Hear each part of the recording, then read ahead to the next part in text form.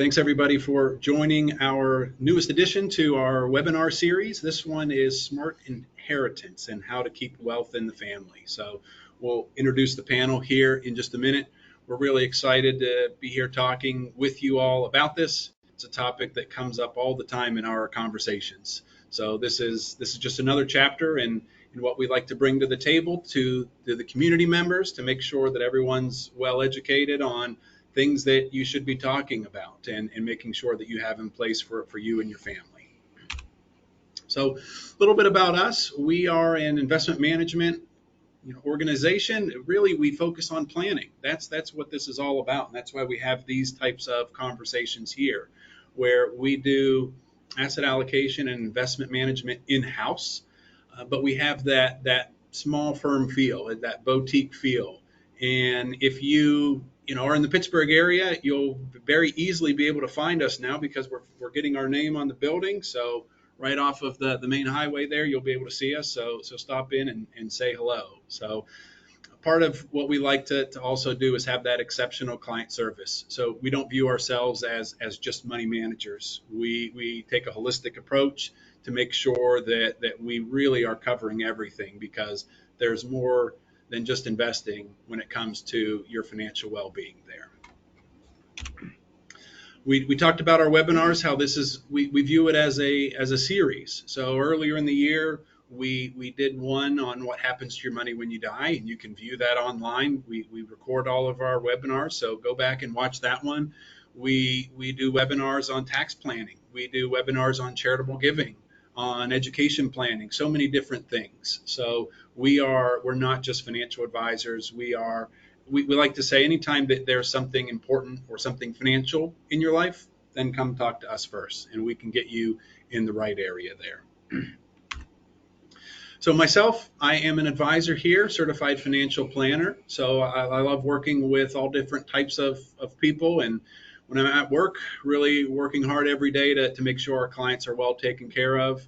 And when I'm not at work, I'm working hard, making sure I'm a good dad to 2 children at home and a good husband to my wife. So I'll introduce our co-panelist, Daryl Patten. Great. Well, thank you, Skylar. My name is Daryl Patten, again, with Fort Pitt Capital. I've been in the business about 35 years now. The first 13 or 14 of those years was with Charles Schwab. There, I taught asset allocation, professional development, and investment theory. The last 22 years now, I've been with Fort Pitt Capital as a senior vice president and financial consultant. So in my off time, I coach some high school baseball. I golf, I hunt a bit, and shoot some sporting clays. Good.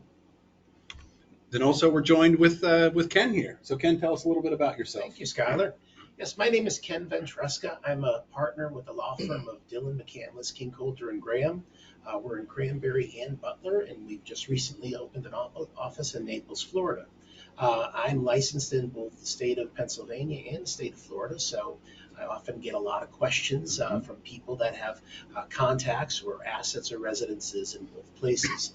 I focus my practice on taxation, estate planning, business planning, represent a lot of entrepreneurs, a lot of business owners, a lot of people that are trying to pass wealth through their family efficiently. So happy to be here today. Great. We're glad you're a part of this, Ken.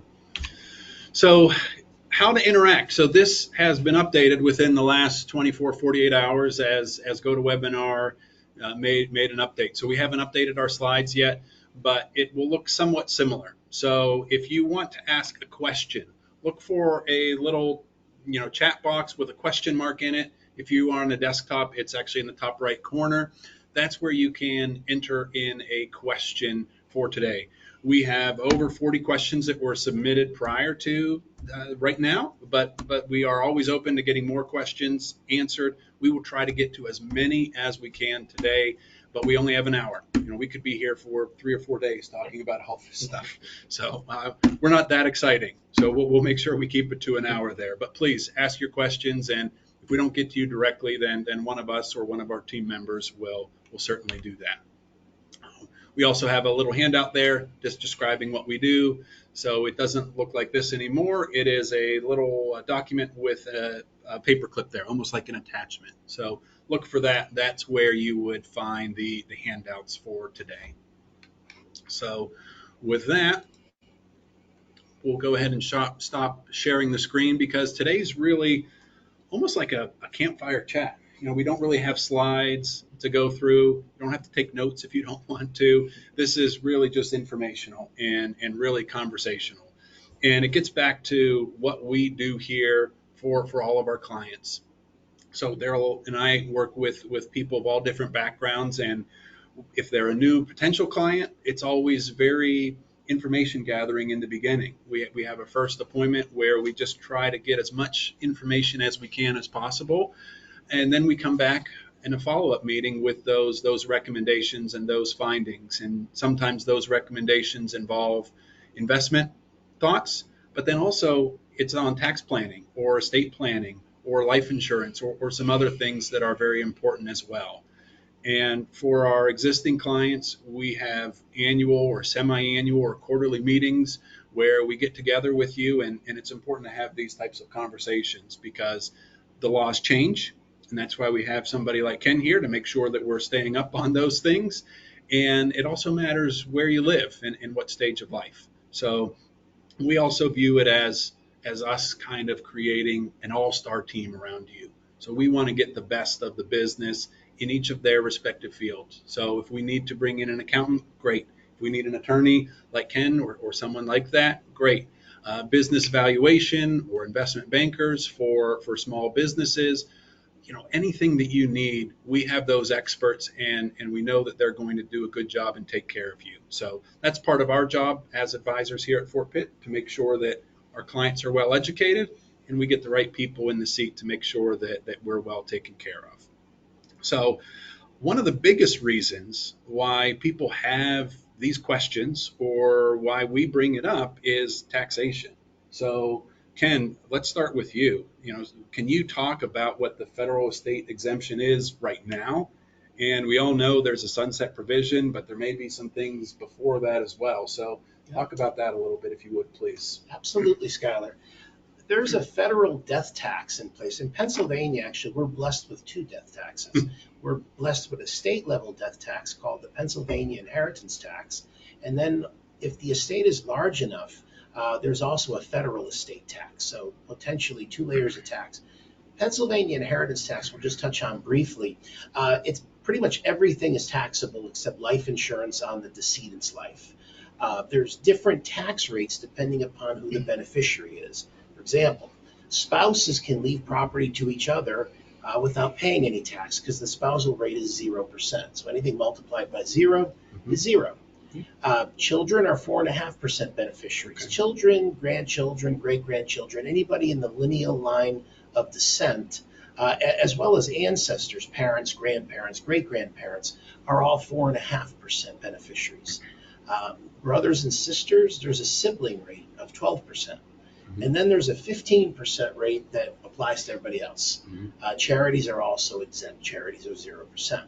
So not a whole lot of planning with Pennsylvania inheritance tax. I get a lot of questions on that. We'll touch base on some strategies later in this webinar. But as far as the federal estate tax is concerned, that's a tax on larger estates. Currently, the exemption amount per individual is $13.61 million, meaning if your estate when you die is less than $13.61 million, you're not going to be subject to this tax. Now, the $13.61 million is in place thanks to what's called the Tax Cuts and Jobs Act of 2017. And when that law was passed, it doubled the estate tax exemption and inflation adjusted it. So right now it's 13.61 million. The problem though is that this law, unless it's reapproved by Congress and the president by the end of 2025, in January 26, goes back to where it was prior to the law, or roughly speaking about a $7 million exemption per person. The thing I've been telling clients though is depending upon who wins this presidential election coming up, or the fall elections, we may have a sunset a little faster than 2026. It could happen in Really? 2025. Let me explain why. The Biden administration published their budget in March, and part of their budget dealt with estate taxes. And you get a really good idea to see in what the Biden administration has their wish list for estate taxes. One of the main things on their wish list is to turn the exemption back to where it was, to cut it in half to about 7 million. There's some other provisions in there too, that will limit annual gifting, limit the use of certain irrevocable trusts. We'll talk about irrevocable trusts later on, but whenever you hear the term irrevocable trust, think tax savings. People create irrevocable trusts to save taxes. They create revocable trusts to just avoid probate and to facilitate estate administration. So the thing is, the Biden administration has showed us their budget, and the budget looks like it's going to cut in half the estate tax exemption. If you have a Biden win in the fall, this could happen as early as January of 2025, depending upon what the Congress looks like. So I'm telling a lot of my clients now that the moral of the story is not to be political, but to plan. And the thing is, there's uncertainty right now in terms of what that exemption is going to look like, maybe come this January even. So if there's something we can do now, why don't you come in, let's have a conversation and see what we can do now so that we eliminate the uncertainty in the plan. Yeah, and you probably shouldn't wait until late November to do it, right? Especially for one reason that I think a lot of people will, and you're going to have a lot of busy estate planning lawyers, but beyond that, I have people that have real estate or maybe a business interest. In order to contribute these to an irrevocable trust, you have to get them valued. You have to know what the value is, because in essence, you're making a gift as this asset. Values require appraisals. Appraisers are required, and as a result, I wouldn't wait to the very last minute, because I have a funny feeling you're going to have a lot of busy appraisers come the end of this year. Sure, absolutely. So that's something that a lot of people aren't talking about, is what could happen next year, Correct. As early as next year. It's very real, that it just depending upon the political tides. And again, the estate tax is always a political hot potato. Yep. Depends on the administration. It's changed so many times since I've been in practice, but it's one of those things. We know what it's going to look like. We're in an odd situation where both people running have been president already. President Trump passed the Tax Cuts and Jobs Act. We know his opinion on it. Keep it where it is. He even tried to get it eliminated at one point during the negotiations.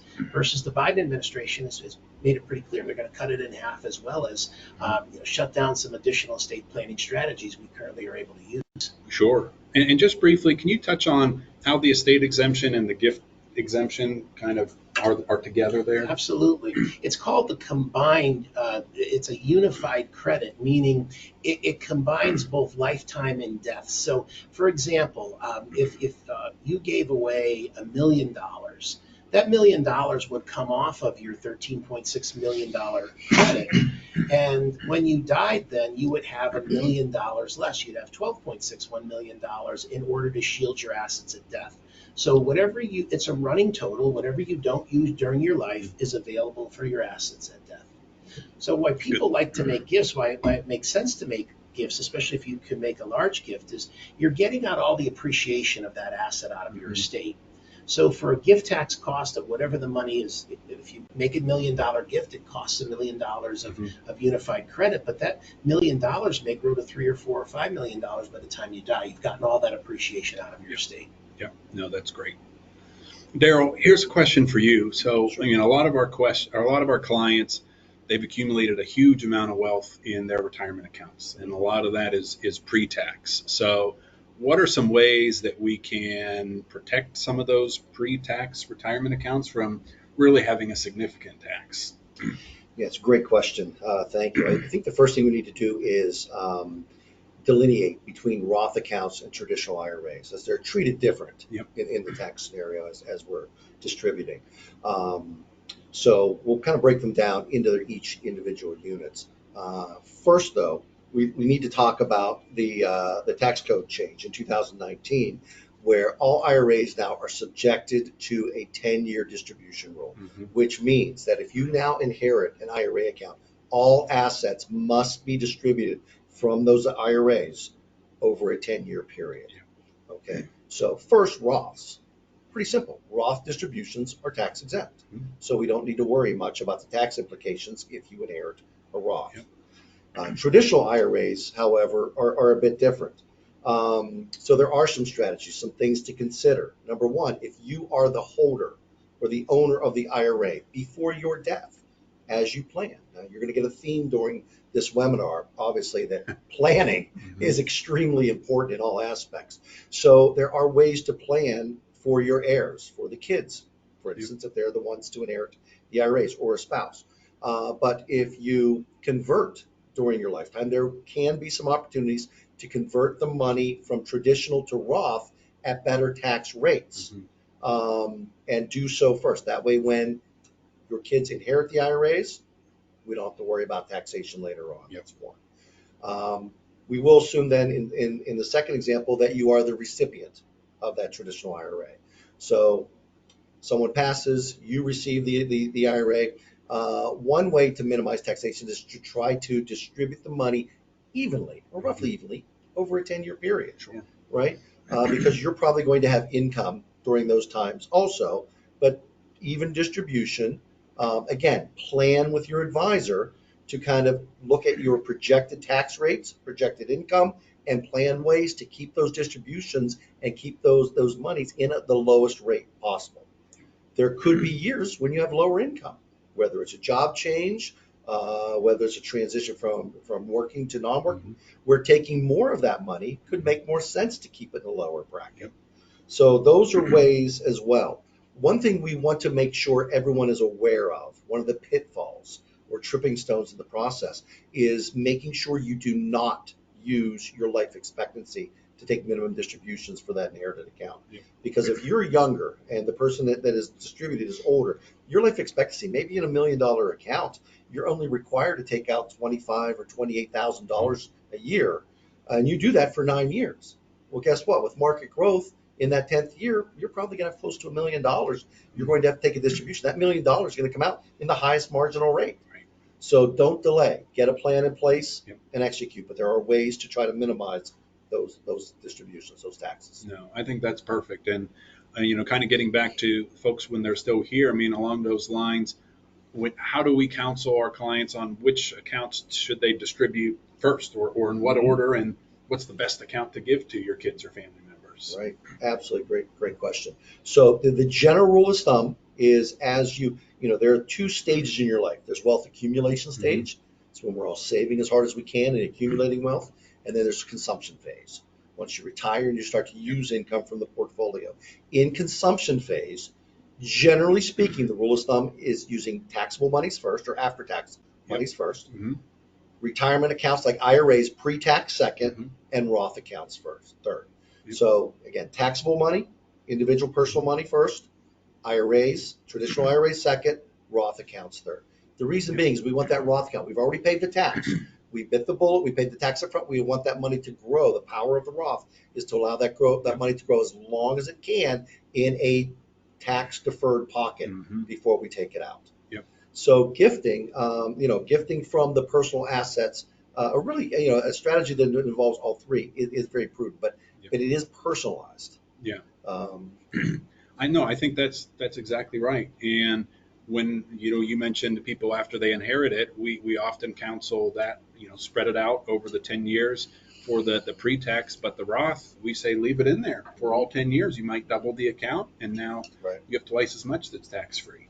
So it's good to make sure that whoever's getting those assets, they have somebody to talk to as well to make sure they don't make a mistake. Absolutely. The pitfall is people take it quickly because they say, well, it's a tax-free distribution. I'm just going to take it. Well, guess what? If you put it in your brokerage account, now the money that it's earning is taxable. If you leave it in the tax-deferred bucket, the Roth bucket, that money's that earnings are non-taxable, and that's powerful. Absolutely.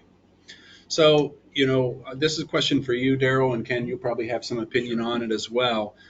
Most of the time, this is a blanket statement, but most of the time it makes sense to have the majority of your assets avoid probate if possible. So, especially in a state like Florida, which Ken, I definitely want you to touch on that briefly. What are some easy ways that we can make sure that we avoid probate for just regular accounts? Yeah, it is very important, and it's a simple thing to do. From our aspect, make sure all accounts have named beneficiaries. It's a simple thing, but sometimes life gets busy and we overlook the simple things. So we all know that you can list beneficiaries on IRA accounts or your 401k accounts, right? But sometimes beneficiaries get overlooked on personal accounts, and we can add beneficiaries on personal accounts. Um, so we can do that by a means of what's called a TOD, or transfer on death. As you open up your IRA, you retire, you open up the IRA, you roll the 401k into the IRA, the application is going to ask you to list beneficiaries. So you get prompted to do so. But oftentimes we'll open up a personal account or a joint account with a spouse and not think about a beneficiary.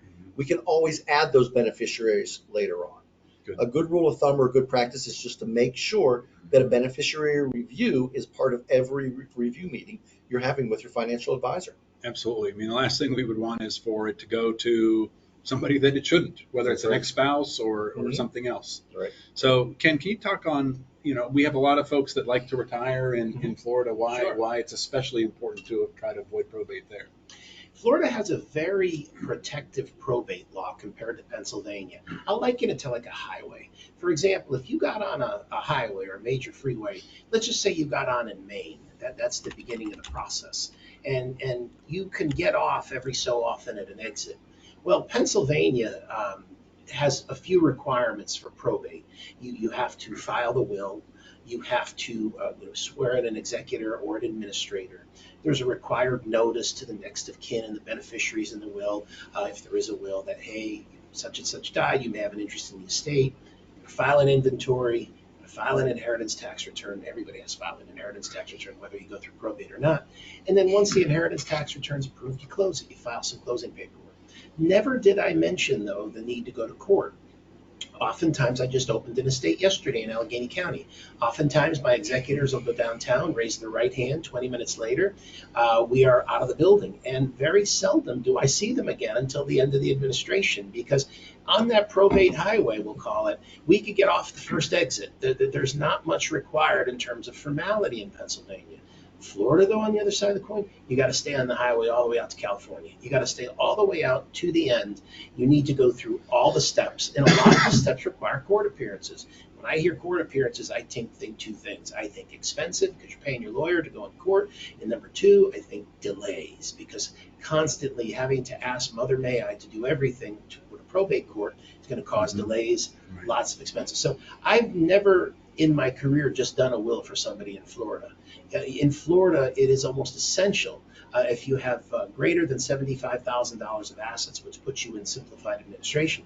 Assuming you have greater than $75,000 of assets, one should have a revocable trust. The revocable trust is a will substitute. Basically, it's a trust document you create while you're alive. Sometimes they're called living trusts because you're living when you create it. You title your assets in the trust. Trust is considered a grantor trust for income tax purposes, meaning you use your social security number. You don't have to file a separate tax return. Any of the income the trust earns goes right on your individual return. And by having that trust in place, God forbid, when you pass, the assets will pass to your beneficiaries free of probate. You've, in essence, done your administration up front. That's valuable in Pennsylvania, too, for other reasons. Avoidance of probate. Some people just would prefer to do most of their administration in advance. So even though Pennsylvania is a fairly lax probate jurisdiction, still a big benefit if one wants to leave their children or their loved ones with sort of a turnkey estate plan. Sure. No, that's very powerful. So we had a good question, kind of a follow-up on what we're talking about for beneficiaries, and we see this a lot. Sometimes where people just have their retirement account list their estate as a beneficiary of that, not a trust, not an individual. And one of the pitfalls with that, it's that timeline. So Daryl mentioned normally you have 10 years to deplete those assets. But if you name, an entity that is not a person or is not a pass-through, then you could be forced to get that out within 5 years. So we really want to make sure that it's going to the right person, that you don't have to go through as many turnstiles, because every time that happens, there's probably more tax or more stipulations or restrictions. So 10 years is often too fast to deplete some of those assets. We don't want to do it in 5 years.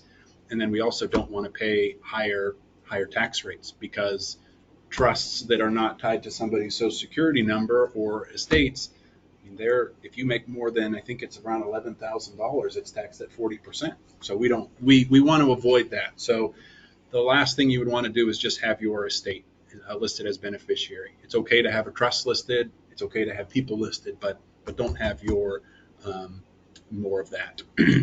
So we had a question just came through. They must be looking at my script here. Beneficiaries are great, Ken, but what if we want more? What if we want more restrictions for the next generation, or more control? When is it appropriate to involve a trust? Can you talk about pros and cons of revocable and irrevocable trust, please? Absolutely. I often tell people, and I don't mean anything pejorative by this, but it's true in a large way. You use a trust when you don't trust. Not that the person's a bad person, but again, you'd like enhanced control. Yep.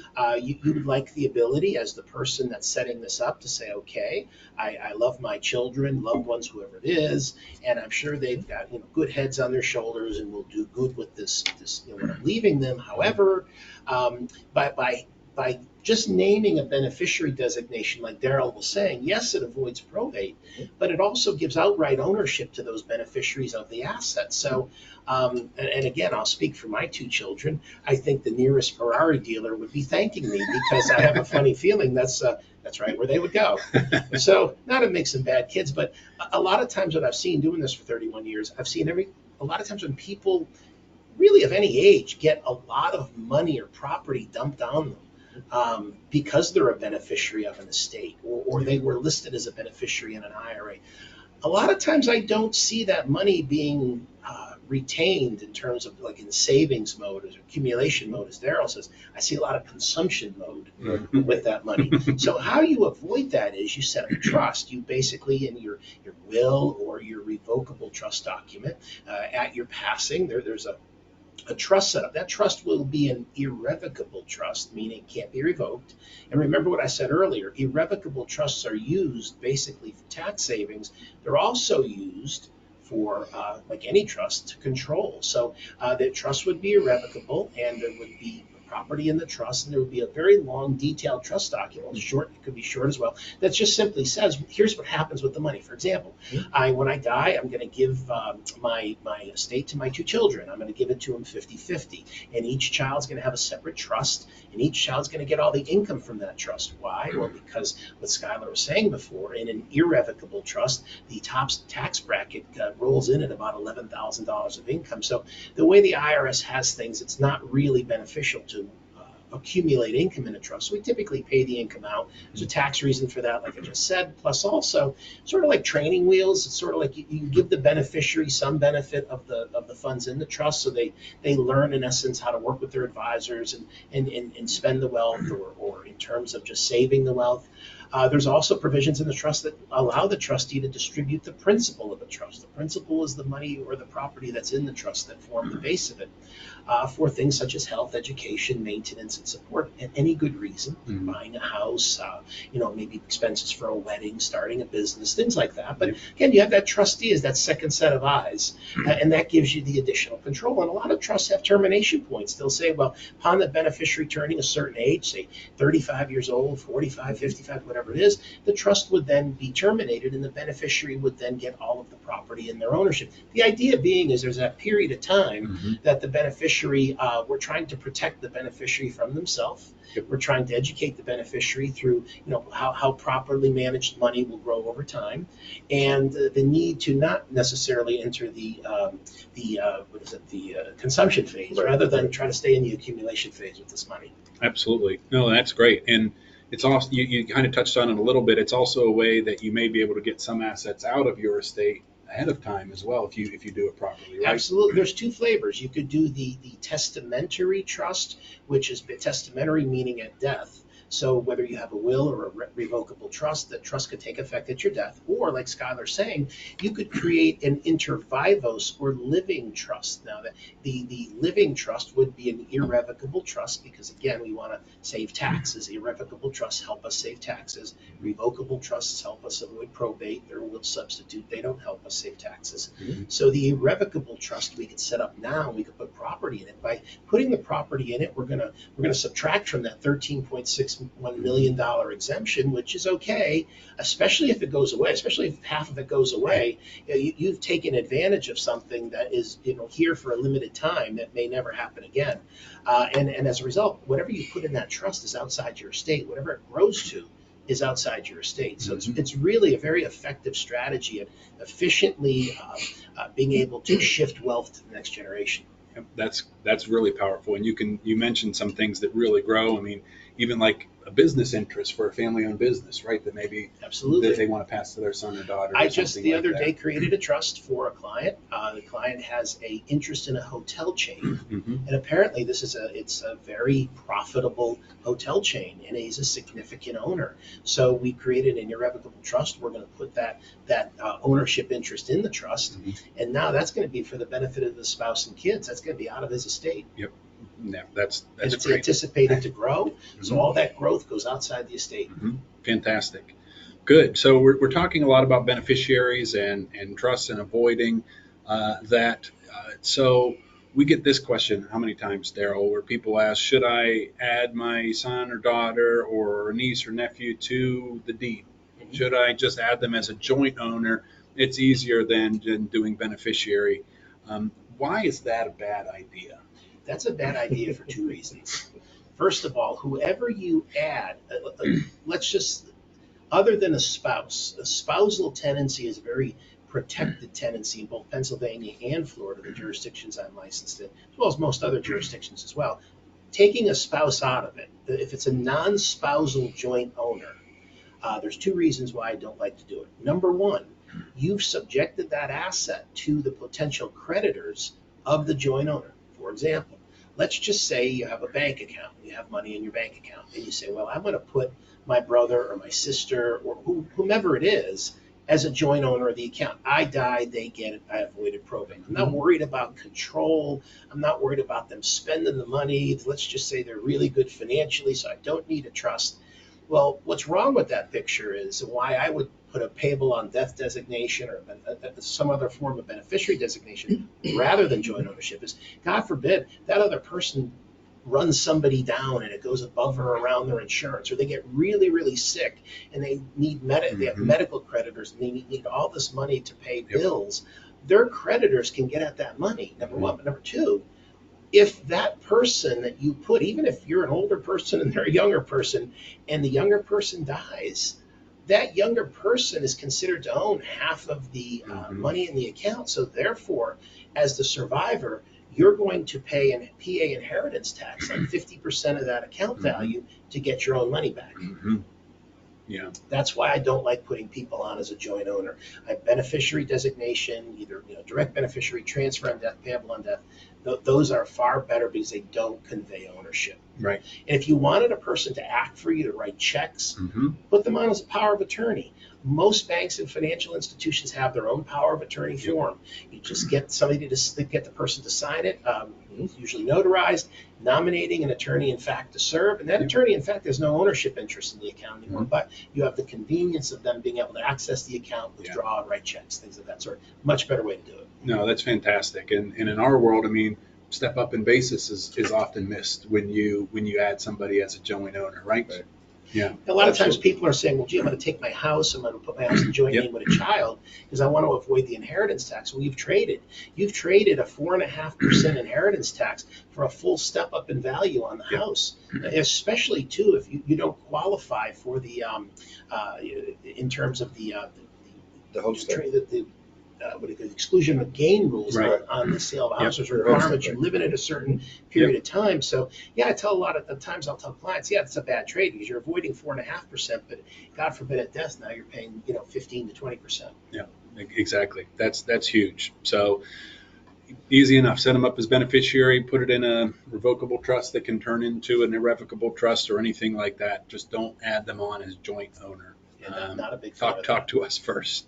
So Daryl, question for you. So we're fortunate here. A lot of our clients are very charitably inclined, and we are as well. We like to give back to the community, and there's a lot of great organizations out there. So a lot of times people just gift out of their checkbook, and that's well and good, but there's a lot of other ways that they can gift better in life and then also at death as well. So what are some things that you bring up with our clients to maximize those things? Great, thanks for for clients that are charitably inclined, looking to gift.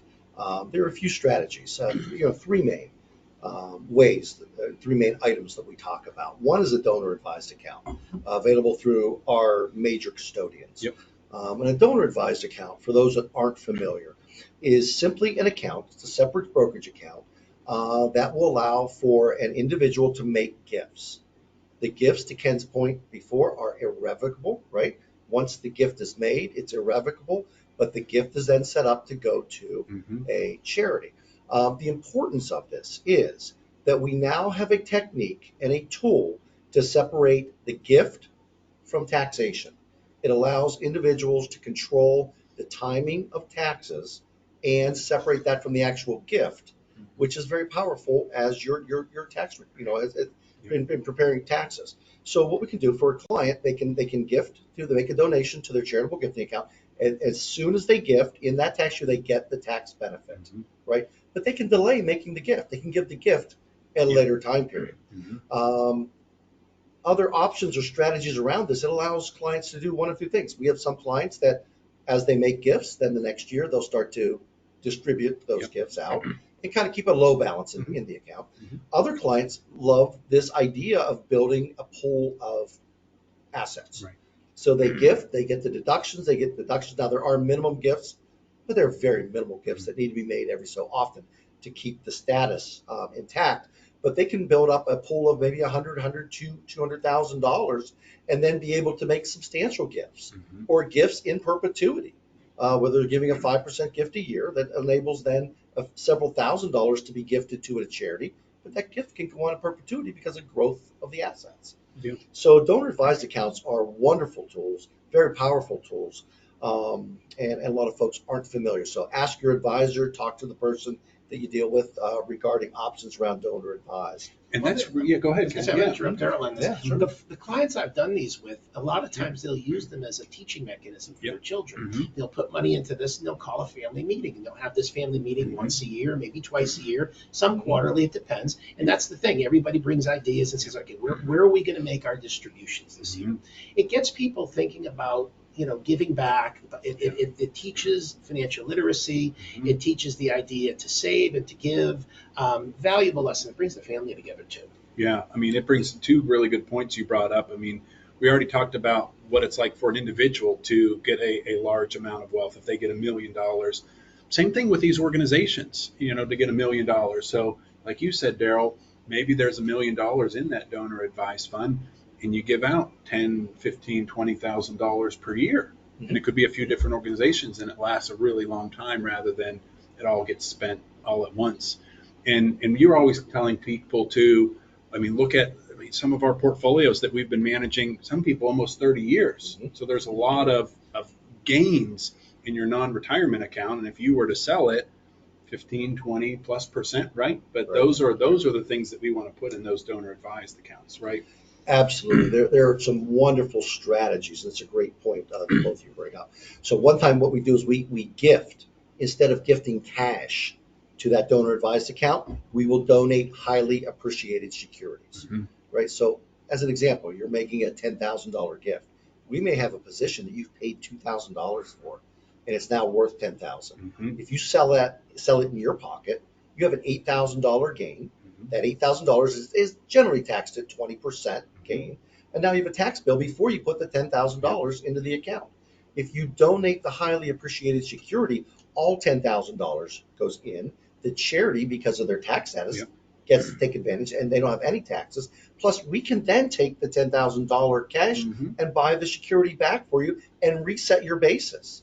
So there are several tax advantages of doing it this way and gifting highly appreciated securities. It's a great one. Yeah, and I think, Ken, you bring up a good point of including the family, because for our folks that have, really big estates where there's going to be an estate tax, maybe it's a $30 or $40 million estate, but you are charitably inclined, you can have a large portion of that go into the donor advised fund and say, here, kids or your loved ones, this is what is coming to you directly.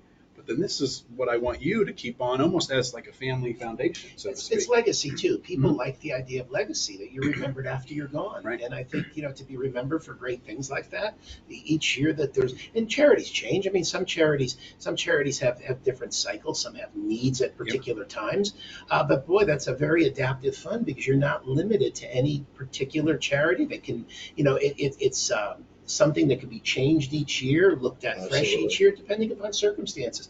Brings the family together, Mhm. and again, it just gives everybody this notion of the idea. It's a really good idea to give back. Absolutely. We've all heard of these huge endowments, Mhm. the Bill and Melinda Gates Foundation, Mhm. the Heinz Foundation. We all hear about this, and we go out and take substantial wealth to be able to do this. I mean, these donor advised accounts bring the power Yep. of this type of gifting down to the individual at an extremely efficient rate.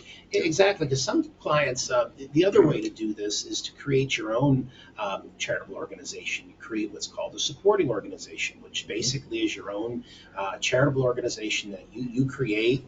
You spend a lot of money creating it. There's a lot of reporting requirements, a lot of bookkeeping. You get the benefit that it's your own, but I like the idea of renting someone else's, someone else going through all the trouble, like Yeah. Schwab or anybody like that has one in place. Yep. It's nice. You open the account, put your money in, and then you just worry about where you're going to give it to each year. There were a Absolutely. couple other things you were going to mention too, right, Daryl? Yeah, I think QCDs. Mhm. We haven't touched on the QCDs, or qualified charitable distributions. Yep.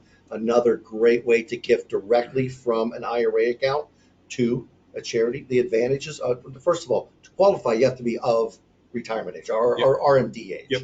to be able to make a Mhm. QCD. But the QCD is not reportable as your tax base or your tax income. And the difference of that is, if you've tried to keep if you've been one of those folks that are on the bubble and trying to keep your IRMA down, right, your adjusted income down to qualify for less tax withholding for Social Security and or Medicare, Medicaid, this type of gifting can be very powerful. It can help reduce that reportable income, and give you some other tax advantages that a Yep. general or a standard charitable gift will not. I get a lot of clients that say, "Gee, I do a lot of income tax preparation as part of my practice." Get a lot of them say, "Geez, what am I going to do with my minimum distribution this year? I'm taking it out. I'm Yep. forced to take it out. I'm just going to put it in the bank account." And again, if you're charitably inclined, Mhm. this is a nice, efficient way to do some good, because it goes right from the IRA or wherever it is to the Yep. charity, no tax. Right. And it can 100 be, cents on the dollar. and it doesn't have to be the entire RMD. It can just be a simple A portion little of bit. it. Absolutely. Yep. It's Exactly. really Absolutely. good. Yep. So great. And other ways too, we have charitable trust, and there's a plethora of charitable trust that are available. Um, One may be our electric bill. I think we paid it this month, right? Checks in the mail. That's right. But Ken, maybe you can talk to us about different types of charitable trust, whether it's a trust or other types of trusts that are available as well. Yeah, charitable trusts are called split interest trusts, meaning there's two interests in the trust. There's the interest of the donor and their family, and then there's the interest of the charity. So usually, how these work, there really kind of two flavors to this. There's the charitable remainder trust, and then there's something called a charitable lead trust. Now, the charitable remainder trust is, in my opinion, by far the most common of the two.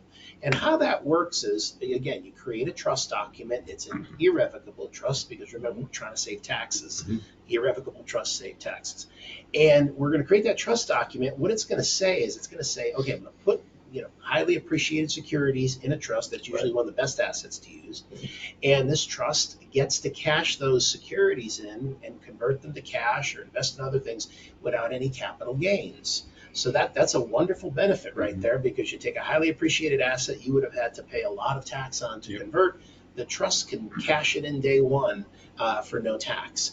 And usually in a charitable remainder trust, how it works is, as the donor of the trust, you'll say, okay, I'm going to put in money and property into this trust, highly appreciated securities, and I'm going to expect back, though, a certain percentage of the fair market value of these assets annually in the form of a payment.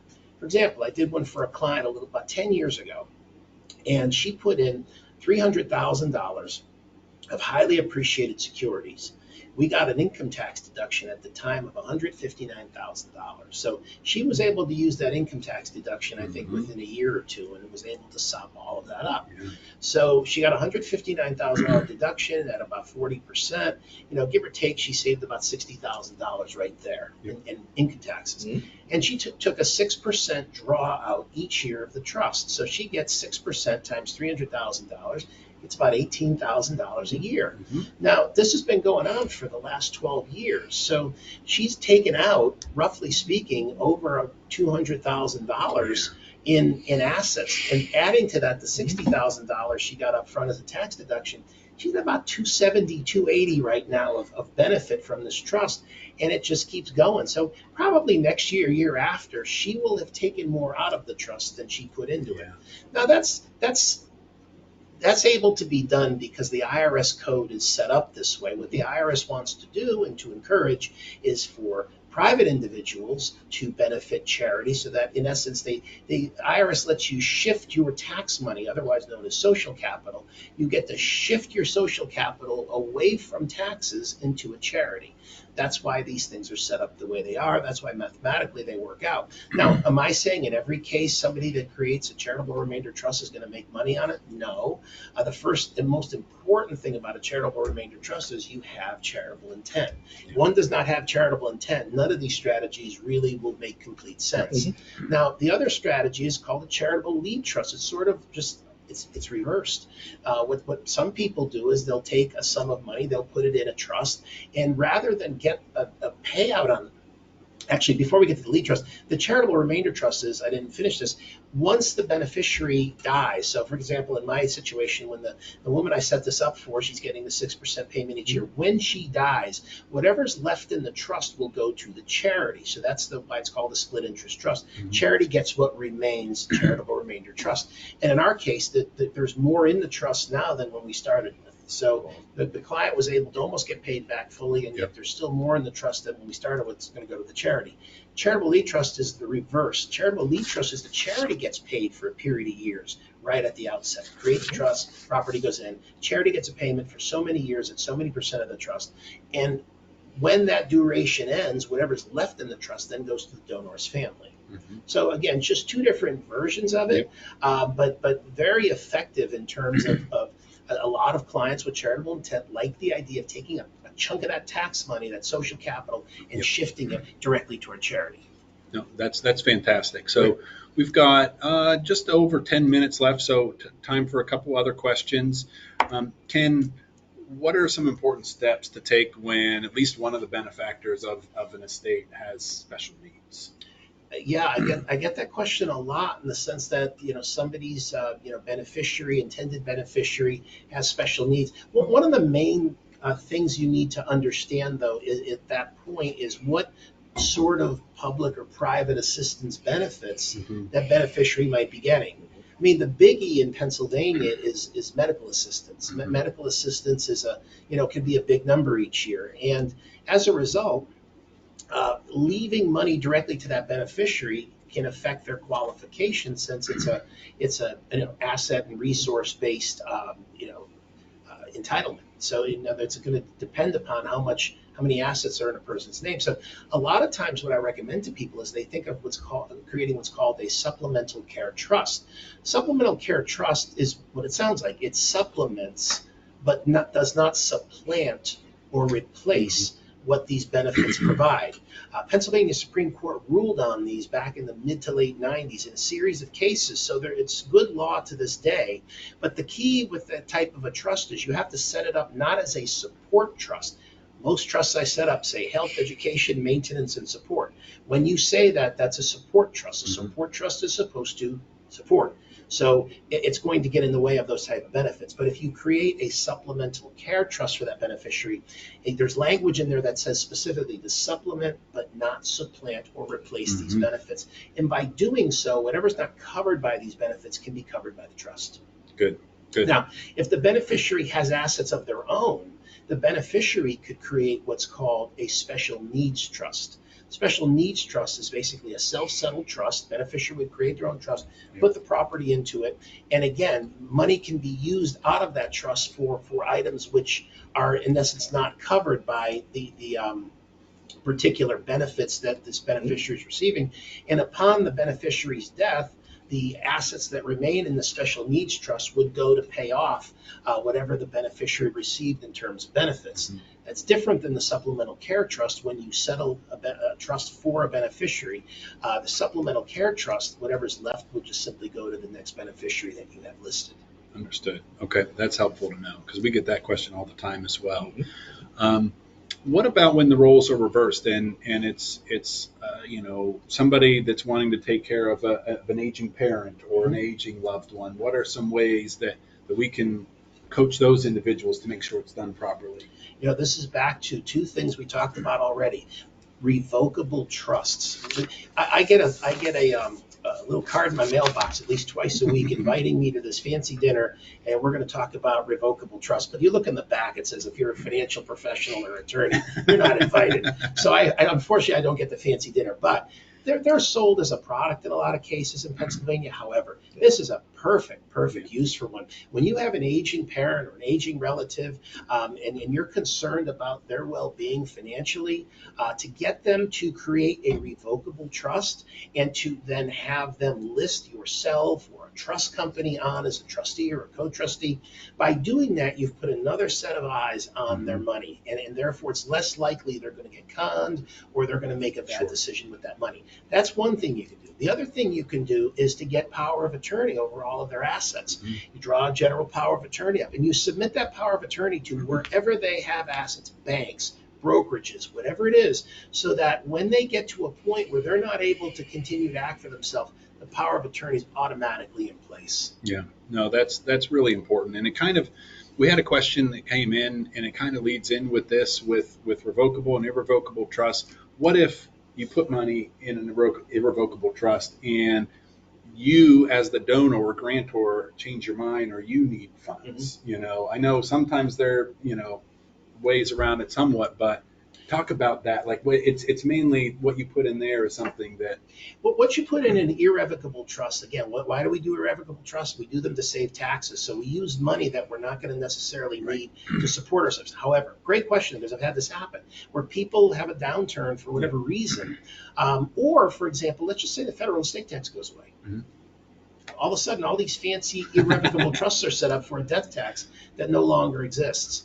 There's a number of different back doors you could build in. And again, planning, Daryl said right at the beginning, planning is so critical. You have to think ahead. You have to sort of think of these things that might happen. Yep. And one thing people do, a pretty simple strategy, is put a spouse in as a beneficiary and have some language in the trust document that gives the trustee the ability to distribute some, none, or all of the principal to the beneficiary. Yep. Have some language in the trust document that says that, if the purpose of this trust is frustrated, that the trustee has the ability to terminate the trust. Sure.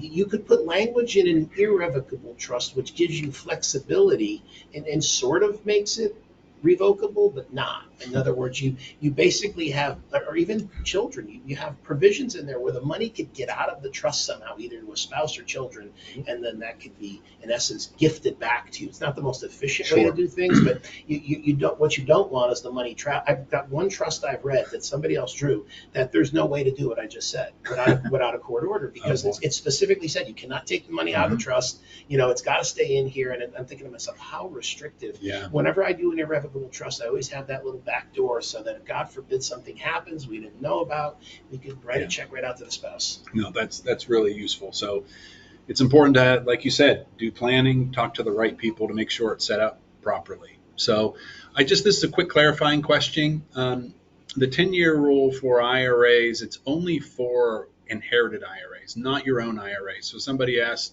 when you start RMDs, your required minimum, do you have to do that over 10 years? No, that's over your lifetime. So correct. That's just a clarifying question. And the 10-year rule also doesn't apply with regard to a spouse, right, and with regard to a beneficiary within 10 years of the decedent's age. Yep. Also a special needs beneficiary as well. Yep, absolutely. Those are 3 other cases where it doesn't apply. Yep. So Daryl, you and I always have conversations with family members, and can you talk about the importance of involving everybody. Maybe not in all the intimate details as far as maybe they don't know the exact dollar amounts, but we always like to talk to the kids or whoever's going to be in charge of this. We don't want the first time for us to meet them, at the funeral home, right? Absolutely, absolutely. Um, and it can be a bit of a slippery slope. I mean, obviously, the topic of today's webinar is how do we transition? I mean, one of the ways to seamlessly and smoothly transition is to introduce us to the kids early, Yeah. get them involved in the process. There are ways that we can talk big picture. Maybe not, if you're uncomfortable, we don't have to disclose dollar amounts. Sure. We can talk a lot about process and what happens. Because, listen, during a passing, it's a very stressful time for a family. Yeah. The last thing they need is more stress to then be overwhelmed with what comes next. What are the financial, encumbrances that come with this passing as well? So, introduce us, start the conversation, get everyone on the same page, and quite frankly, you'll be so surprised how that stops any conflicts after someone passes. Because a lot of those conflicts are just misunderstandings because people aren't aware or they don't know and they're making assumptions. But when we communicate and we talk, a lot of that can be alleviated. So that's item number one. I'll tell you what a lot of my clients do as well. I think it's a tremendous idea is they create a binder. Yeah. It's, hey, when I go, here's the binder you want to look for, right? Right. And it has our names. It has maybe a list of account numbers. Yeah. It has a list of contacts. And it says, listen, check the binder. They open the binder. If something happens to me, call Skylar. Here's Skylar's phone number. Yep. Here's his work line. Here's his cell line. Call Yep. Skylar. Call Ken. Call Daryl. That's why we're involved. We can walk them through this process and make this a fairly stress-free process. Yeah, I think that's really, really strong. And there's a lot of times, sometimes there are complexities that maybe individuals are not good at explaining or just don't want to. And it's good to have a helpful professional to make sure that we do it right. I mean, we always say that we're here to organize and optimize your finances and eliminate your mistakes. So it's very easy to make a mistake if you don't know who to contact. Absolutely. And to your point, Skylar, in communicating and explaining, oftentimes when you're trying to explain, you set this up and you're trying to explain it to the family, we can explain it in a way that really conveys your true intent, which is the reason I'm doing this is to protect you Right. from all these other things, Mm-hmm. whether it's a divorce, whether it's liability for an accident, just all the things that we're thinking about, that I'm thinking about as a parent, that I want to make sure happen when I'm not here. Absolutely. And we can help you explain that and communicate it in a way that really resonates, with the kids. It is. It's good. And the earlier we have those conversations, the better the planning can be. And we have conversations at the 11th hour as well when it's sometimes too late, and we do crash courses there. But early planning is best there, and that's why we love working with folks like Ken. All the professionals that we bring in like to get to know you and have a consultation to make sure it makes sense. So we're coming up on time. If anybody has other questions, please feel free to throw it in the chat. We did not get to all 40 questions that were entered in ahead of time, but there were a lot of really similar ones. So let me go ahead and share my screen quickly here. So we talked about this. We're a planning group, and we like to educate our folks as well. So please tune in to our webinar that's coming up in June there, Money 101, Saving, Borrowing, and Wealth Building.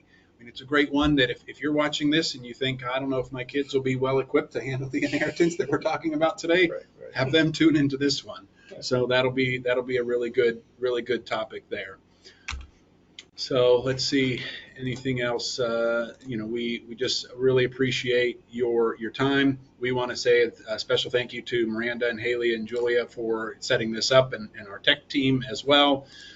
Thank you to Ken for joining us. So please reach out, or if you have a loved one or a friend that you think would benefit from some of the things that we talked about, send them this webinar and let us know, even if you have a what you think is a simple question. So we're here to make sure that you get the best possible outcome for you and your family there. So I will see if Haley has any final questions coming through the chat, and Otherwise, I think that's pretty good. We're 12:59, so Not bad, not bad. yeah, pretty good. All right, thank you guys. Thanks you, everybody. Thank you, Skylar. Thank you. Thank you, everybody.